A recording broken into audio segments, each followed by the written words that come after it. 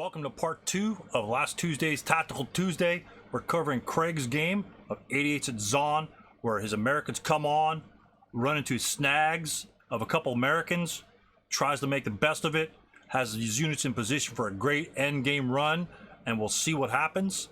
How he claims victory or managed to skirt victory by the Germans doing what they need to do. So let's see what happens to Craig's forces. But he does make headway, and let's see what mistakes we can learn from. Let's see where we do things well, and let's head on to destroy those 88s. Thanks for watching. All right, you can go ahead and sync with me. Yep. Rockin' and rollin'. And you are the Americans or Germans? I'm the Americans. Okay, tell us about what you see here, where you might think his guns might be, and what your general overall attack plan is. If you have one, like at this point, or say, hey, I'm just going to move on and see how he reacts, and then I'm going to react to him. I mean, that's definitely a plan, because he's pretty much spread out. It's like, I don't know what the hell the German would think about doing. So yeah, I don't know. You know, looking at this, I've got no idea where his guns are. I'm kind of assuming, I've played this scenario a couple times, so I'm kind of assuming that, you know, there's a gun back here and maybe a gun up here, sort of thing, as the final defense, you know, to keep the Americans from making that mad dash across the finish line. yeah. So I'm thinking, again, after playing this a couple times, I was going to try to use a couple units to come this way to tie up these guys, and perhaps, you know, and come down the ridge and cause some routing issues for him. And so this force was going to, the intent initially sort of thinking coming down the ridge or coming down on this side, you know, sort of splitting themselves up. And then my bulk of force entering over here would attack through the village, you know, through the buildings. Okay. So, and I actually sort of thought his defense setup was a little bit weak over here. Just putting that 237 there leaves this hex free for me to move into. Right. Which I hadn't really expected, and I also could had an opportunity to enter up here and get up into this building right away on the first movement phase. Okay. Which I kind of blew. So you'll see as I not in the first movement phase, I mean the second movement phase when the reinforcements come in. So I kind of played. One thing I did good in this one is I elected to not prep fire at all. Nice. I think this is one of those scenarios where, as the attacker, if you prep fire, you just chose to lose. But I was a little timid in my initial, in the first two movement phases coming in. I should have been a little bit more aggressive. So I'll go ahead and start here. Here I kind of messed up. I think I should have. There, he tried taking a shot there, and he was safe. I think I should have left one of the squads back here, and that'll kind of come evident as we go on. So now advance up, and you know, I put this guy here, and I really didn't need him there. I've got enough forces coming over. I think he should have been advanced up in here, so I could come down the ridge and keep these guys tied up or occupied. Okay. Better than they did. So he takes a couple shots at my units that are available, and he skulks a little bit. I'll go through this pretty quickly here. Kind of nothing happens at this point. I got a lucky shot against his squad up there in the building. Wow, yeah. So that actually helped me out. So That's okay, huge. now I enter in here, and again, being a little bit timid, I tried using some smokes. I'm thinking that perhaps he's got this guy there, so I'm thinking he's got line of sight there. So I was going to try to lay smoke so I could bring units in and try to get up here easily. Now talk to me about that 237.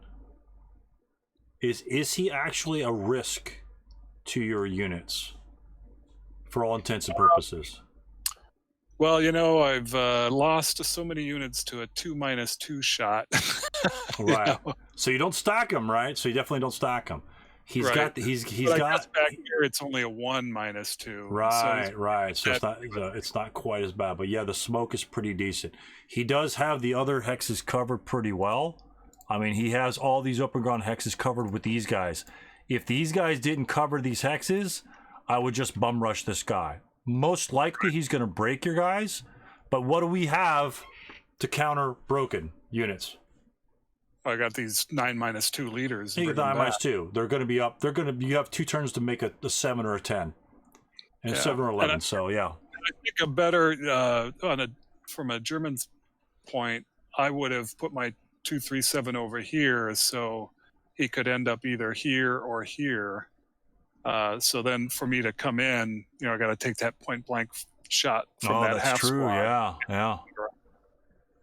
Yeah, that'd be crazy. That's a good spot. I hadn't thought about that. That's a good sneaky spot up there. So let's see here. Now I'm moving in. I did get 1 smoke, and I brought my leader up there. And he pins. I guess he pinned my leader. He did. He pinned my leader. Yeah, that's always fun. And he did. He did have this open ground covered. So I'm coming in carefully. I don't want to break everybody on the first entry with them. Okay, pause it for a second. Yep. You assault move these guys up here? I believe I did. Did you attempt to place smoke in these locations? Let me look at those rolls. No. Okay. Remember, when you assault move, you still have movement factors left over. Especially with the leader, you could always toss smoke at these guys. Yeah. So you could have shrouded the living shit out of this side for the 9-1 to jump on this guy. So definitely anytime you guys play Americans, that 3 exponent essentially is better than you shooting. If you just drop smoke, you're essentially walking into stone buildings to get to this guy. Because this guy's going to be if you get smoke, if you've got smoke, shrouding this, I mean, you may not get all of them, but you might get a couple of them because you got 3 units. Anytime you're assault moving, drop smoke, even if it's in your own hex. Because remember the properties of smoke hindrance? Tell me the properties of it, gentlemen. It'll reduce the residual. Is it the entire hex or just like the terrain you're in? It's inherent. It's the entire hex. It's inherent. So if you drop smoke right here, and let's say, there was machine gun fire over here to over here, if it clips that hex side, it's getting the smoke. Yeah. So just, if that's your only spot, if you rolled a 6, so what? But you might have smoke, and you never know where he's going to fire. Right. You never know where that sucker is going to fire because, tricky players have tricky things up their sleeves. Plus, you don't know where his 88s are. I mean, he could have an 88 right the hell here. I mean, you just don't know. Okay, you can't put the 88 in the building? Yeah. No. Okay. I usually don't try to put my guns in buildings or woods anyway, to be honest. Try not to. Yeah, technically those guns can't be in the buildings because they're what? Oh, they're yeah, large. they're big. They're giant ones. Yeah, they're giant ones. Yeah. They're large targets and they're not a QSU gun. Right. Yeah. So let's see. We're moving on here. My advancing fire. I'm trying some shots here, and that's a good break. Half squad. But as you'll see, these guys were troopers. I just could not affect them. Right. So here's where, like I say, if as I go on here, having an extra squad, if I'd had an extra squad up here, I could have made some better progress. Right. I am trying to, let's see, oh yeah, here, what am I doing? Oh yeah, I advanced up there since I broke that half squad. Now we're into his prep fire. He broke my squad with the medium machine gun that I advanced down. Okay. There's his first gun. Yeah, the big boy. Up there in the orchard. So he broke with that shot, he broke the squad there. All right, and then he fires from his other unit. Yep. And was doing pretty well here. This guy was got up there and survived the point blank fire. Yeah, that's pretty good. Oh, and again, like I say, if I had another squad that had come up, particularly since I broke his squad of machine gun there, Right. So we'll move on. And this is where the first instance of where I could have routed better and would have helped me immensely at the end. Okay. So now talk us with through the this. route phase, well, let's see, are we there yet? We're not quite there yet. Advance. Oh yeah, we are in the route phase. So this guy right here, I'm at this point, I'm thinking my target hex has to be here, and I'm wrong. The target hex could actually be here. Right. No. And that's, in retrospect, that's where I should have gone. So what I chose to do was come up to the 9-2 leader and stop there, and basically low crawl up there. Oh, right. So we had a long discussion about whether or not I could actually do that. Right. Do you see that, gentlemen? Do you understand what's happening here? I'll back that up. This is very big. I think I was in the game with you, Craig, at that time, and we discussed that. And yeah, maybe. Yeah, he. right. So the question is, I decide that this is not my target hex because I can ignore it. Right. I want to go to the 9-2 leader, but that's 4 movement over there, and this is actually only 3 movement. So that woods hex, if I ignore this, that woods hex has to be my target hex. So then the question is, what I had was, well, could I just, I move 4 there, and then I say, well, I'm in a woods now, or I'm in a building, so I'm going to stop, even though I haven't reached my target hex. The shorter answer is no. If all I do is move 4 there, I have to continue on to my target hex. But if I had instead said, okay, yeah, that's my target hex, but I'm going to low crawl, and I'm going to low crawl there, then I got what I wanted. And this is kind of a unique in that it's this hill with a building that costs 4 movement factor that's adjacent to me. There aren't a whole lot of situations. I think I've only been playing the game for 6 months, but it seems to me this is kind of unique in that the adjacent building is more movement factors than a further woods or building hex. Right. You deal with that with elevations, and even more so with just elevations really changes up the game other than just by line of sight. It also really screws with your route paths. And 90% of your players would just route to 09 normally because they want to go there. But this was done in a legal manner instead of just a haphazard manner. So he knew that N9 was the destination he chose. He could have chosen M8 by going back this way. He would have had to take interdiction, but then he said, well, I could avoid that by low crawling to my destination in N9. And he had his cake and ate it too, guys, in this one. Again, Yeah. using the route rules to your advantage, it allowed him to put himself in the best situation possible to get there. Well, and in retrospect, I think the better route would have been to go to N7. Right. Would have had to have stopped there. That way, I would have already been across the road. My leaders are eventually going to catch up to him. Right. And rally him at some later time. I didn't necessarily need him, and I certainly didn't need him on the back side of the road. I needed him across the road, Right. broken or not. Okay, so we'll move on, and it worked out. Sorry, just a quick question.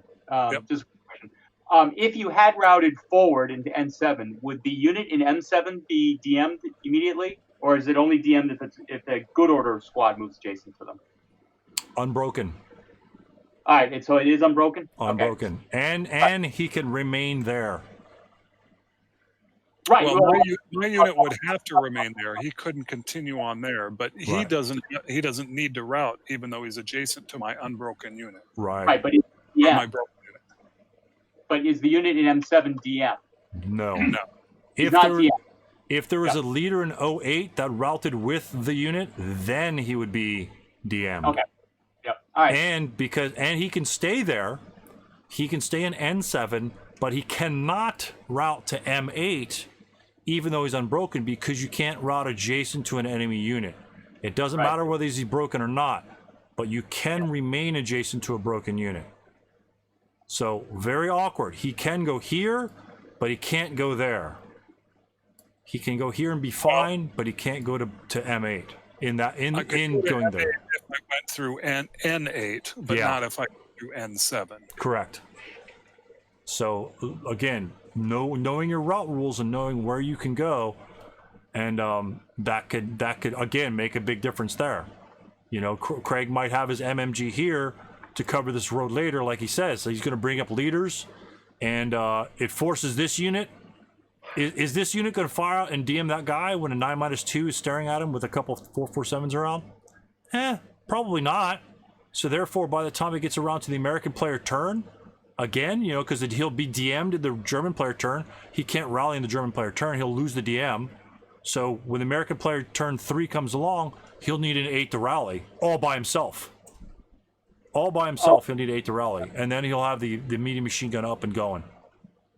So very key point. Yeah, very good. Yeah, no, that's a good spot, Craig. I'm sorry.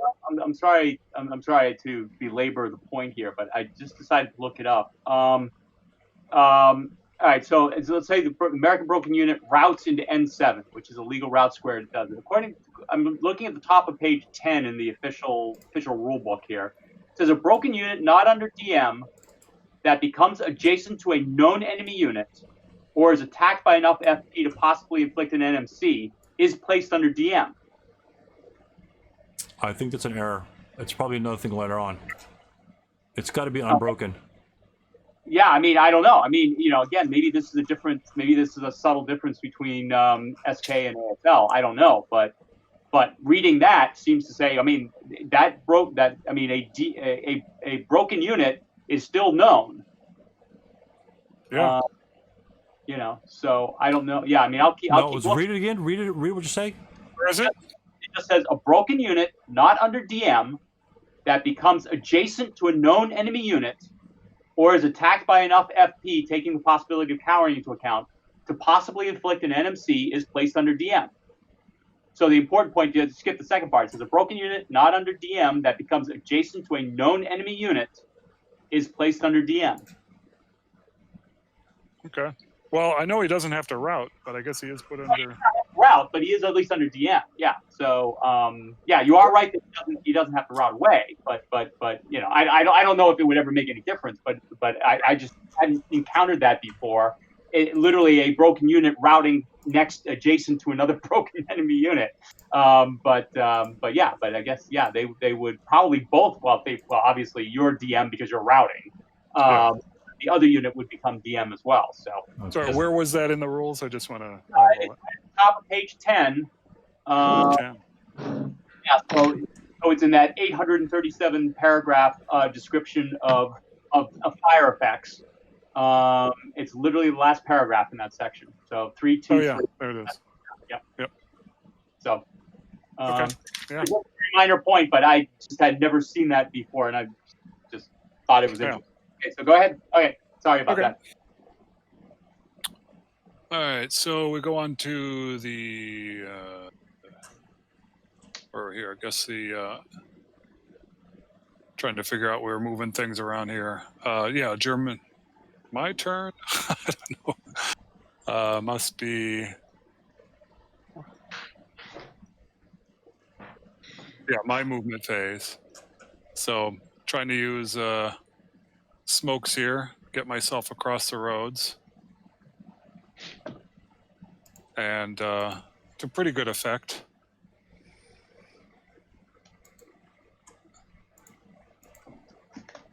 So, oh, and you can see over here, I got my squad in the building, and I survived the shot there, but I but I broke when he shot me in the building with the +3 modifier.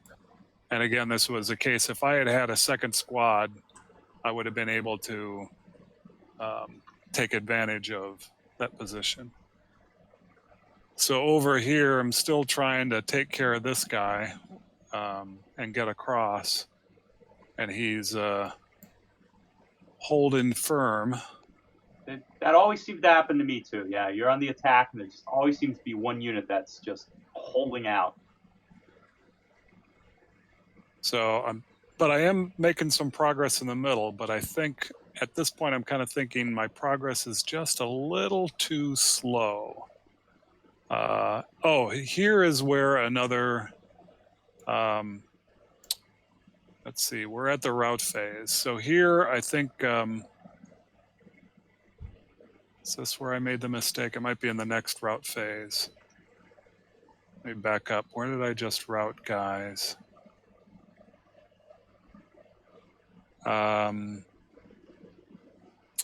Maybe this one isn't it. He's routing away.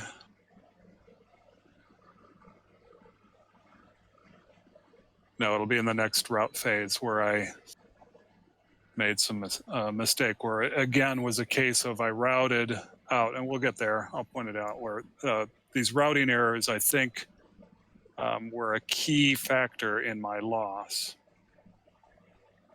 So he's getting a couple shots. He still is not intensive firing because I think this time around he was going to intensive fire.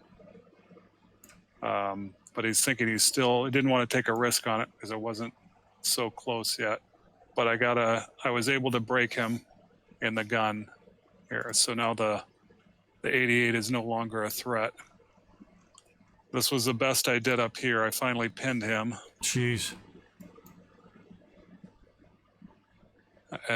And here, kind of defensive fire, advancing fire route. So now here's another case. I've got this guy here, and I've got a choice of where to route.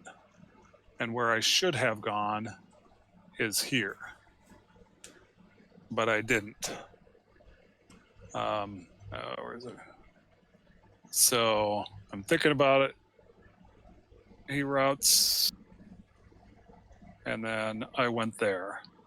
I should have gone to L5. So there was 2 squads there that I could have had much further along.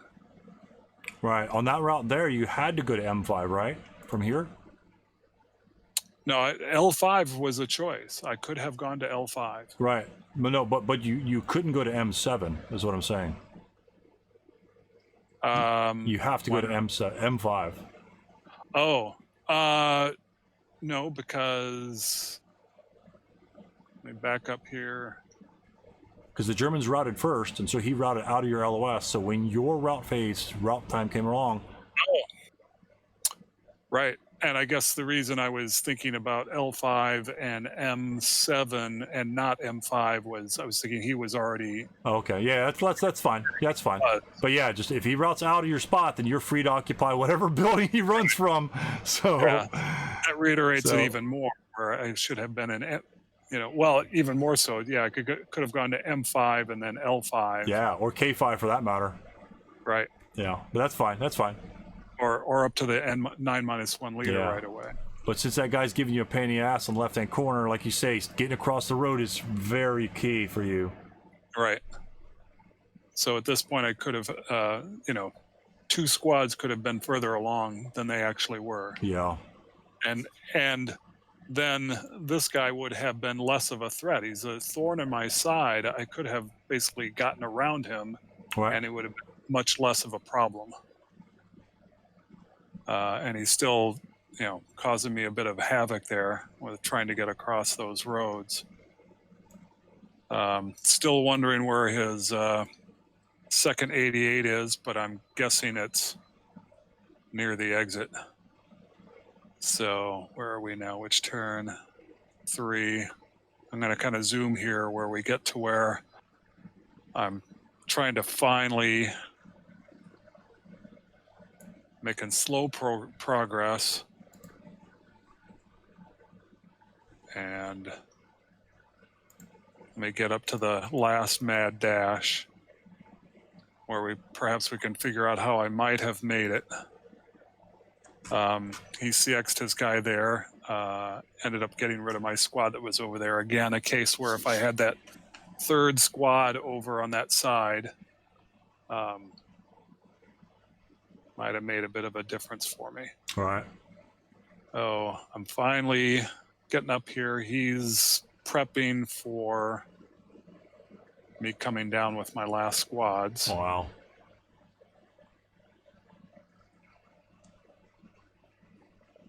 And let me keep moving here. I was able to super self rally this guy. That helped. Nice. And I made a couple of rallies coming on here. Again, that machine gun up on the hill caused me problems.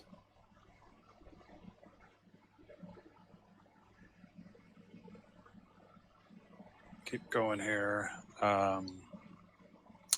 He pinned me a few places, which, like you said, Stu, can sometimes be the worst result. Yeah. Anytime you need to move, pinning is terrible. Absolutely terrible. All right, so here we are. Advanced phase, my turn 5. So we're just about. I'm lined up here.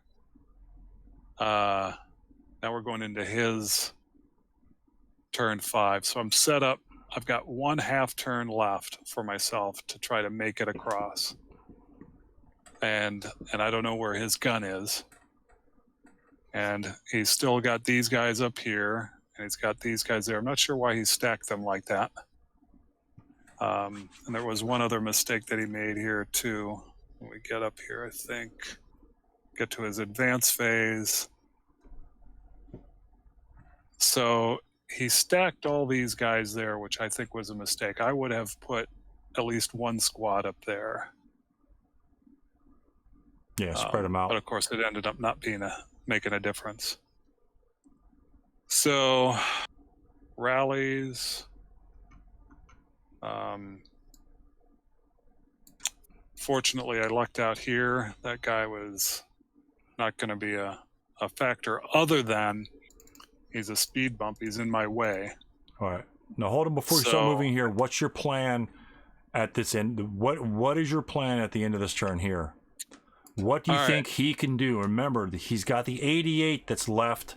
Pretty much he has his entire force. This is very, very similar to the end game of Ambitious Assault. He pretty much has the entire force left over, and you literally have to run a gauntlet. Now, you've got a lot of your guys left in the game as well. So that's a good advantage for you. You do have a lot of guys that are still left in the fold that you can do certain things. Talk to me about what your initial plan and how to get some guys off the board, because you're going to be taking some shots. Yep.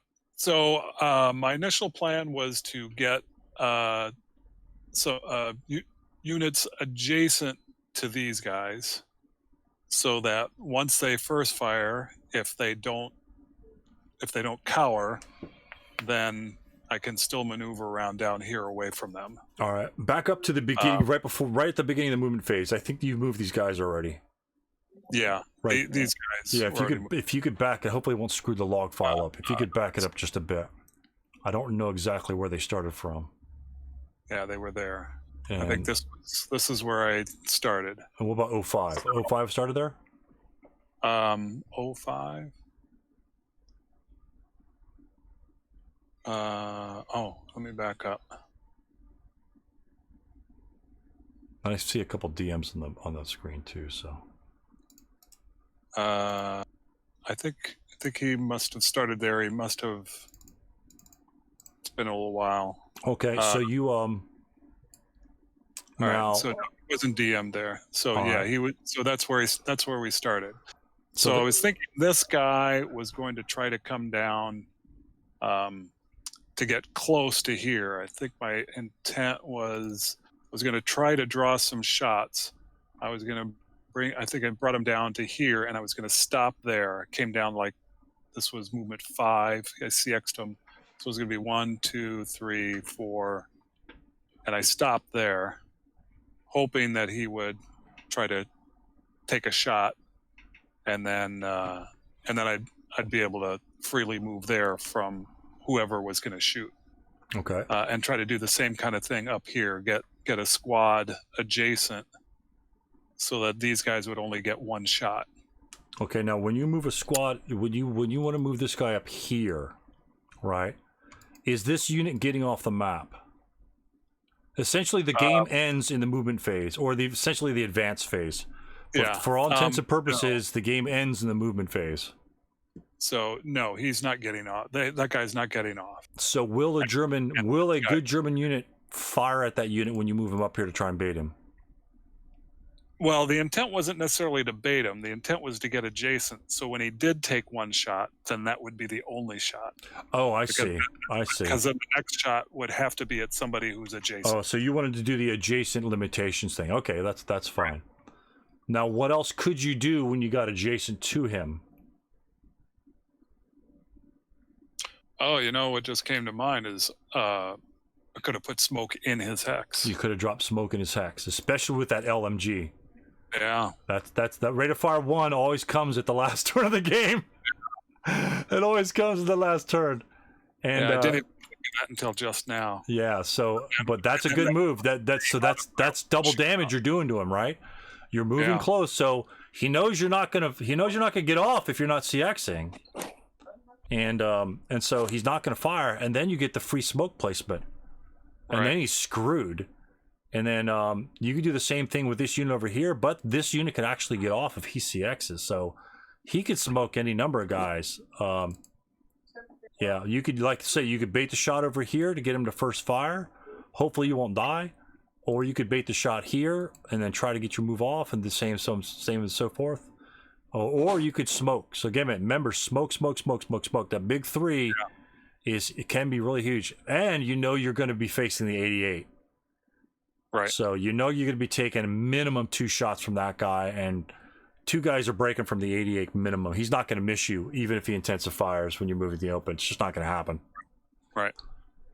All right. So that goes adjacent, and that would have been a good spot. Like I said, either smoke myself, or or better to put smoke in his. Right. Right. And so, what does the smoke in his hex versus say smoke in 04 do? Well, it'd be a +3 for him versus a +2. Right. It's a big difference. A big difference now, and it's the same effect. It's the same 2 movement factors. It doesn't matter. So yeah, you would definitely get a double whammy off that. That's cool. Okay, cool. Oh, and actually, I was trying to put it in 04 and I failed. So that's either fine. way. That's fine. Okay, so this guy did CX. Oh yeah, went through the building. That's it. And he did take a shot there. Oh, good morale check. And and then I stopped there. Oh yeah, he took another shot. I think that was his subsequent fire with one of the squads. Oh, and then of course you pinned. Yes. Oh shit, that's 2 points off. Oh shit! But you did your job. I mean, you did your job. You did what you wanted to do. Yeah. So that's a good thing. Well, yes and no. I wanted to stop. I was hoping to draw a shot, and then I wanted to be able to advance off get the off. board. Yeah. That's but you got most of that going. So that's a pretty good success, especially since he's got 3 units there. That's huge. Now, did he roll doubles on any of those units? He did not. So, and I can't remember which one fired. I think it was the crew that he used to fire. Okay. The 228. Okay. Okay, so this guy I knew wasn't going to get off the board. So I brought him up to go adjacent. And what could he do, Craig? Again, I could have smoked, I think, if I had a 2, 3, 4, 5, 6. Well, I didn't have enough movement to do any smokes there. Where did he start? He started in where? He started in K? L6. L6? Yeah. Oh, so go back to look at L6. Right. Let me clone him. Let me clone a guy here. Oh, you're cloning somebody? No, just let me clone one guy. All right. He starts in L6, and you go 2, 3, 4, 5, 6. So you can't drop smoke since you can't drop smoke up here, and most likely, if he does the first fire thing, this guy's pretty much going to time up anyway. What else could he do? Do you see something else that he could do? Because you know these guys probably have to move. What else could? Because she's not probably getting off, right? That's too far. Yeah. What else could he do to help? Could he go to the left and do anything?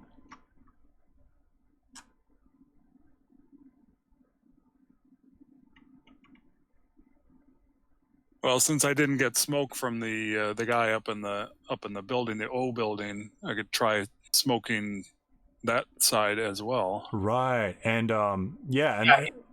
Could you use 4 movement factors to get into 04, use your road bonus, and try to play smoke in your own hex for the 5th? Yeah, because it's 5 movement factors. It's the movement factors that he's allotted to. So yeah, that's a potential. Since this guy failed here, and you probably saw this after you moved. It's like, oh shit, there's 6, and I can't really do anything after that. But well, I didn't. I wasn't really thinking about smoking. Oh right, that's right. I wasn't thinking about smoking the hex occupied by the enemy, but okay. I was thinking about smokes all over, but I was thinking about smokes in an unoccupied hex. Right. Okay. That's right. That's fine. You tried. And then these guys are just trying to do their thing. These guys are going to try to run the gauntlet. So he takes a shot and he rolls snake eyes. And so they were KIA'd. Well, but they've also final fired. Yep. Right. That's huge. So I'm sort of thinking, oh, okay, that's pretty good. But, we start to notice here, I got this 4 residual and these broken units in the building. So now there's 2 hexes that I can't go through. Yeah, that's pretty rough. All right, let's see. All right, so CX these guys, trying to go around, and I believe there his gun shows up. Yeah. So he takes a shot without rate and leaves a lot of residual there. And who broke? Squad? I guess the leader survived. Yeah, it looks like the leader survived. The leader survived.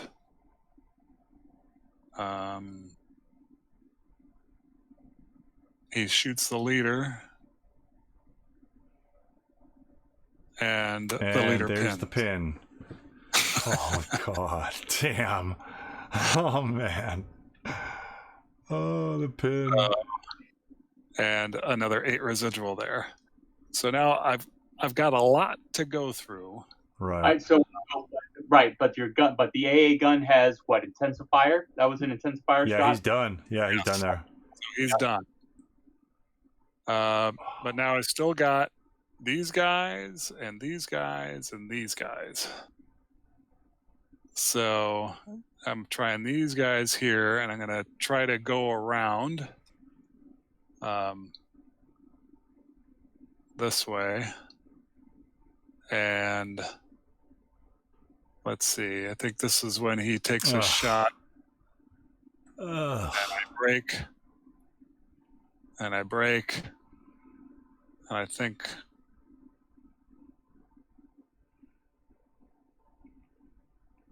Oh, I think that...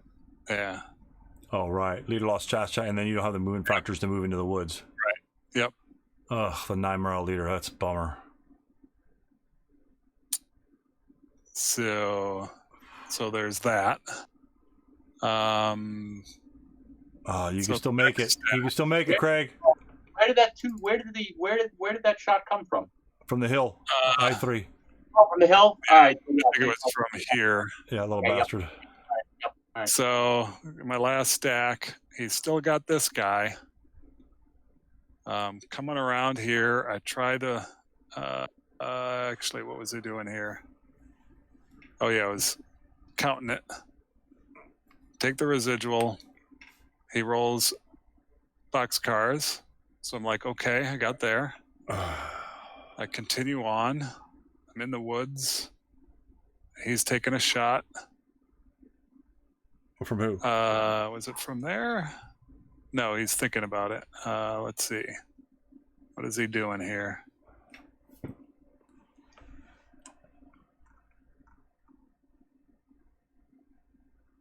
I think at this point we decided I couldn't get off the.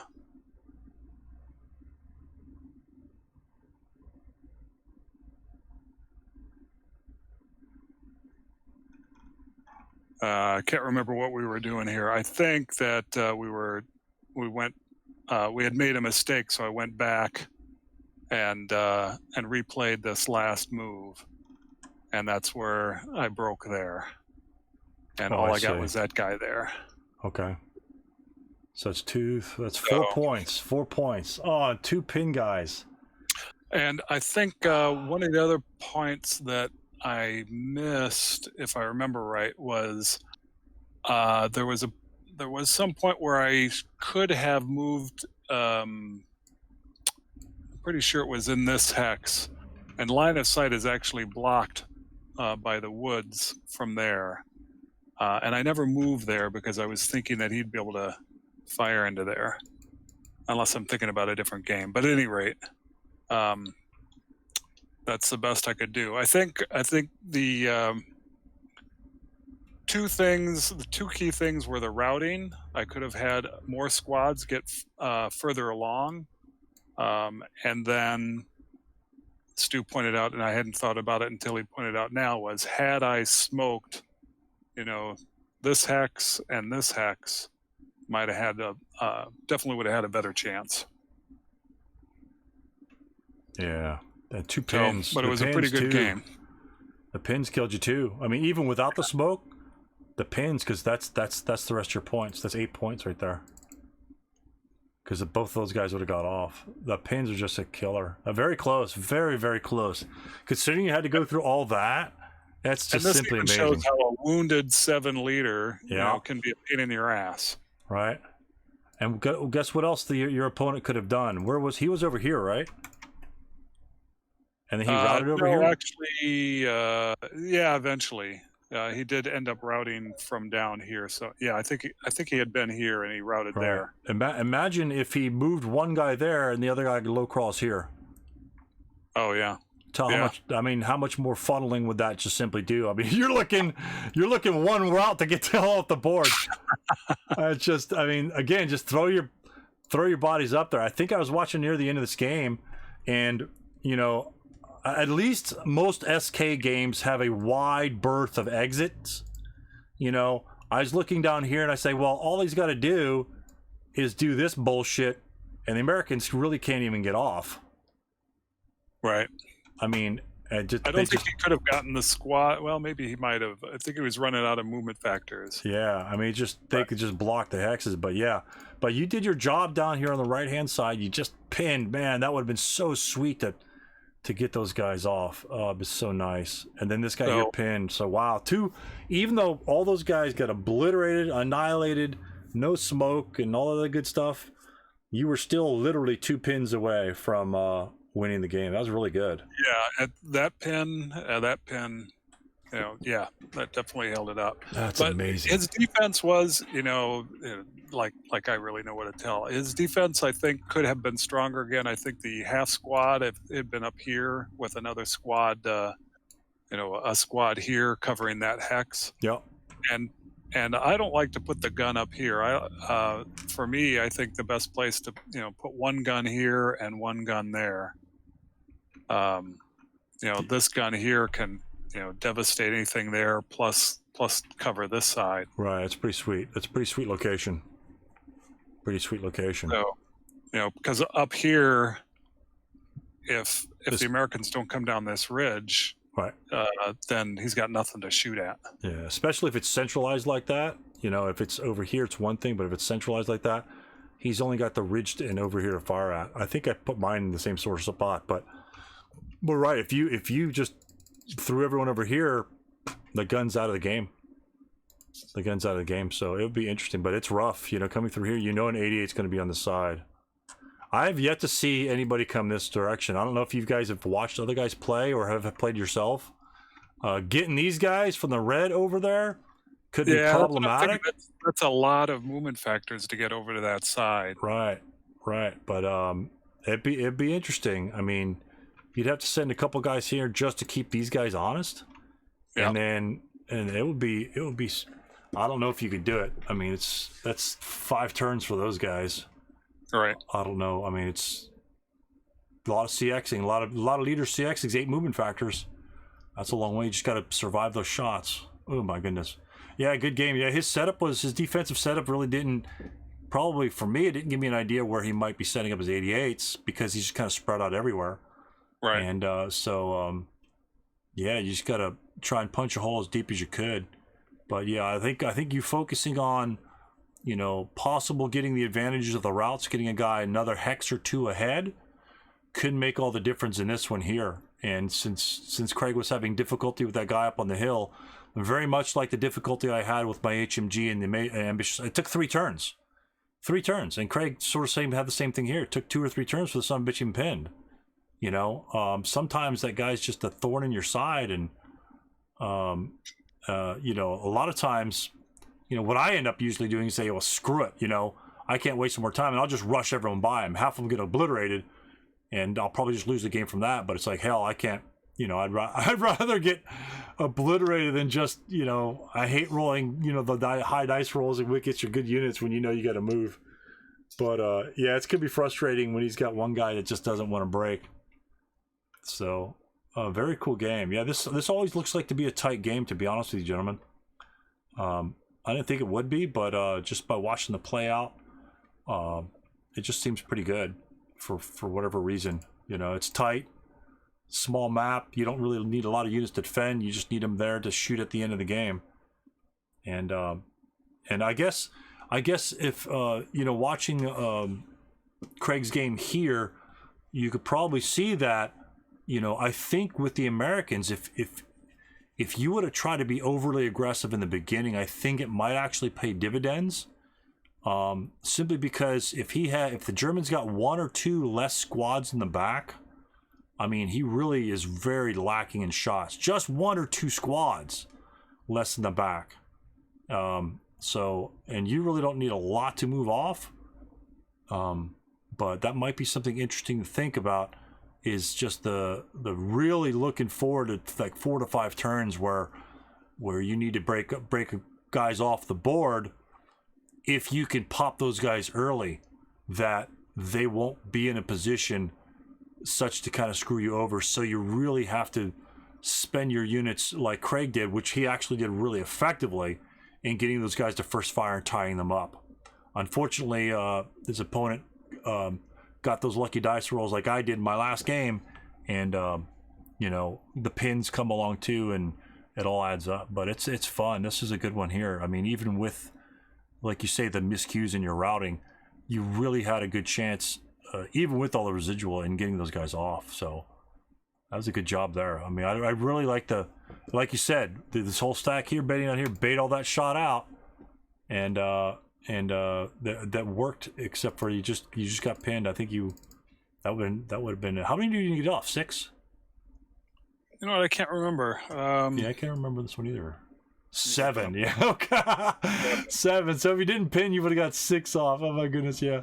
So but very close, very close. The leaders, the 9 minus 2 leaders, that's a lot of victory points there to get off. So, the Americans have a chance, and I think I did a couple things well. The fact that I didn't prep fire at all. Again, this is one of those scenarios where you can't prep fire. If you do, because you got to be moving. You got to move every turn.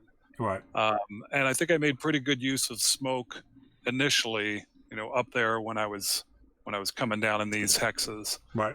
So, so that aspect, I think I did pretty well with. Good deal. Yeah, definitely continue to use that smoke. What are your thoughts on the bazookas? I've sort of, and I don't know if anybody else has come to the same conclusion. The only time that I think they are have a chance of having an effect is if I'm firing with a squad that's in the open, because the 2 hit number is so low. I don't want to take the back blast, and the 2 hit number ends up being so low, to come out to take the shot. So, especially if you're the American and you're moving around throughout the entire game. I mean, it's right. +2 for advancing fire, +2 to avoid the backblast. Yeah. Yeah, So I try to set myself up where I've got a squad with a bazooka that advanced maybe in an orchard or something like that, or even open ground where he's got a 2-hex shot to somebody in the building, and that person in the building has to choose. He's got 2 or 3 targets to go at. So if I don't have to take the backblast and I can take that 2-hex shot, I think I got a pretty good chance of having an effect. Yeah. But other than that, it seems like it's excess baggage. Yeah, the backblast is garbage. Backblast is really bad. I see a lot of units when they set up their defense, like if the Americans run defense here, they'll set the guys up with bazookas in the buildings. And at that case, it might be an instance. Let's say if the situation were reversed, a lot of guys again flip. Instead of like setting a guy up here with a bazooka, like Craig was saying, you're not going to hit shit when they move in that building. That's 2 hexes away. It's going to be a base 5 to hit, and then if you're taking backblast or if you fire in the advanced fire phase or whatever, then you can avoid it. But it's pretty rough for that shot. If you know he's going to be in that building, this would be a better location, even though it's in the open ground, simply because A, you're closer, right? So that gives you a 6 to hit. And also, your squad is closer, so your squad's firepower is doubled as well. Will he break an advanced fire phase if he doesn't break everybody? Yeah, probably. But is he going to route? Again, he'll have route opportunities to go back up the hill to wherever your leader might be. So even putting a guy out in the open, if you know he's going to be positioned or the enemy's going to be, like, let's say he were here, like Craig was saying about the 237, even just moving him right here, well, assuming he's going to be occupying these stone buildings on the left-hand side, then that might be something you might be interested, just to get that 16 chart off. Again, to break those units. Remember, he has to get off the board, and the more you can slow him up, the better you are. But like Craig said, use them offensively in this one. You just got to be out in the open ground. And to be honest with you, I think maybe, if you want to use the bazookas, send them all over on this side. Send them all flanking, because that's all these guys were always in open ground over here, it seemed like. And you just put both your bazookas and shit. Somebody's in this wooden building. You line them like that. You've got 12, and then just do like a bazooka firing squad. And because stone buildings are a bitch anyway. Stone buildings are a bitch regardless. Who's going to defend against? Yeah. And so is he going to stay there or is he going to run? I'm going to run I'm going to stay in my stone building, but I'm going to run out of my wooden buildings, because the hit on those things is pretty decent, even a 2-hex range, and that's not too bad. But yeah, I mean, stone buildings, I agree with you. It's like mortars in the same scenario, like 50 millimeter mortars. I mean, you're essentially rolling for snake eyes on a stone building. You're really not going to do anything to anybody. And a lot of people don't like risking their guys out in the open with the bazookas. And so that's another thing you get. But again, the other thing you could think about, anybody that wants to use the bazookas, is advance them in the open, like either point blank shots or very close shots. And then of course you have your entourage behind, right? Let's say the Germans were still up in here, and you've got your units that have advanced behind them. Do your like line assault. You got a leader or two here and there. Remember, your leaders can direct your fire from your light anti-tank weapons. He could affect that to hit chart, which is really good, which makes the 9-2 really effective. But you don't really want to put your 9-2 out in the open. You might with the 8-1 out there versus the 9-1, whatever. But if he shoots these guys, he's not skulking, and if he's skulking, all these guys are free anyway, right? They're unaffected by his attack, so there's no real risk involved if you have some sort of setup like this. Even if he's back here, if he fires on one and breaks him, he's still facing a 21 chart +3. You trade one unit for one, he'll rally, he'll die, because you'll be able to go in 2, 3, 4 and get up on him. So you might want to bait him, because I'm not taking 2 bazooka shots. One of those damn things is going to hit me. I don't care how many modifiers you got. I mean, what's the 5? 2 5s? And this guy needs a 6? at a 16 chart, that's rough. I'm definitely firing on him if I'm firing anywhere. And then you're taking the big shots here. So take the risk. You know, obviously if he's got 15 squads here, you know, that's a little different. If he's got a whole entourage of a bunch of units, you probably don't want to do that, right? But if he's got his one pain in the ass that's been giving him a hard trouble, even something like this, you could advance those guys in the open, simply because, again, you have to know your units. When the Americans break, the morale increases to an 8. That really doesn't hurt you, because you're going to be in a building, which makes it essentially a 5, and you throw a leader, a -1 leader on, makes him a 6 in the turn that he breaks.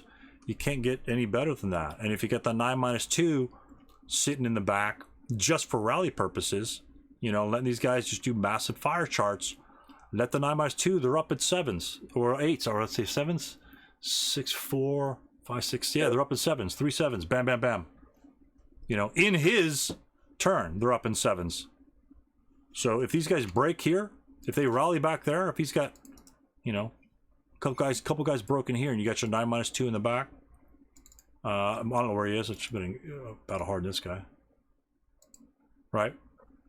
And let's say he skulks back over here, and he's got a stack guys over here. In his turn, you roll your 7s. 2 7s, pretty easy to roll. I mean, yeah, you could fail. And then guess what? 1, 2, 3, 4. That's an LOS. And you blast him with a 12+1. You just make him pay for breaking you and sending you back to the leader to get for your Craig leader to get these guys pissed off because you broke. Get your ass back up, get on the front, and then they get up and then they blast these guys out of 4 hex range. So remember, this guy's a machine, a rally machine. And the Americans are just rally like crazy.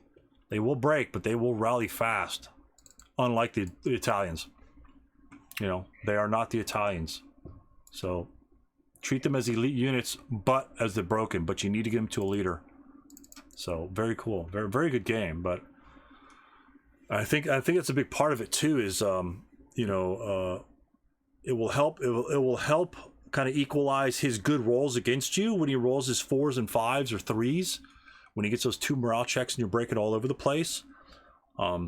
Again, that just goes to show that the importance of effective routing to a focal point where you can get all those units up in one big bang with a 9-2.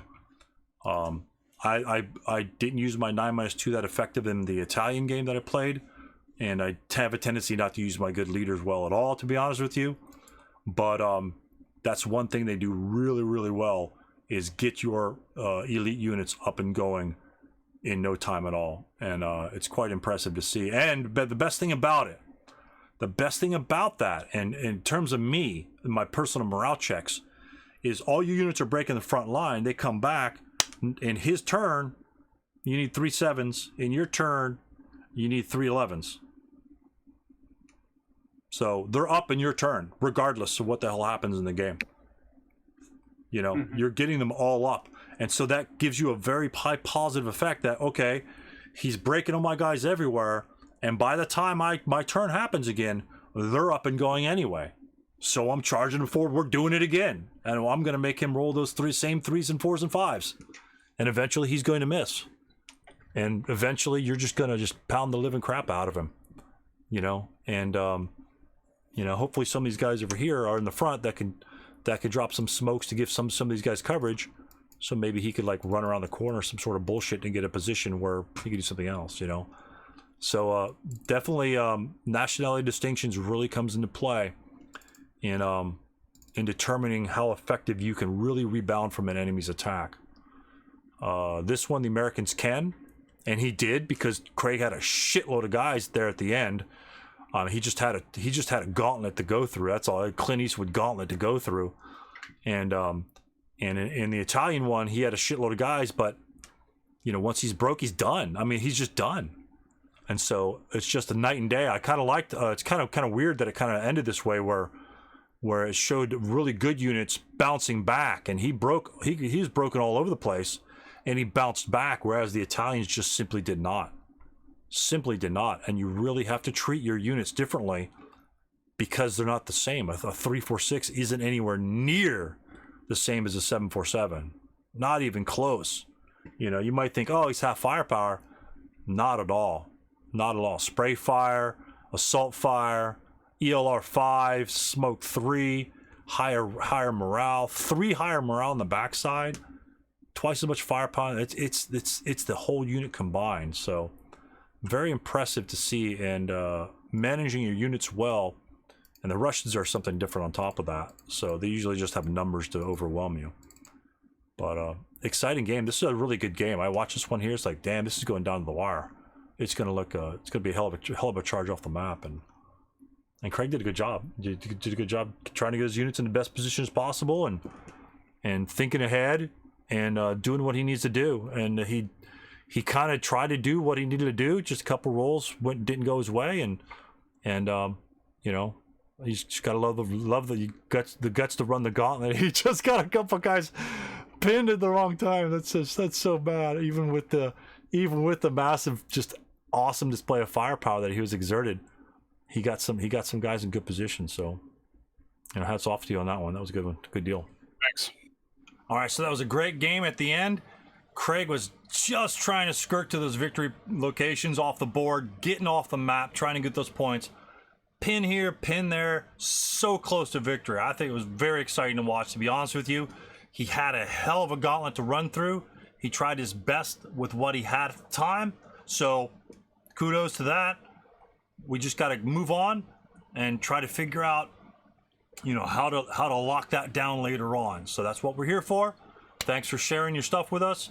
Bring your replays that we could watch over and see how you either had a really good victory, had really good routes, had trouble routing, had trouble with fire attacks, whatever, and we'll do the same with yours. Take it easy, and we'll see you on the next Tactical Tuesday.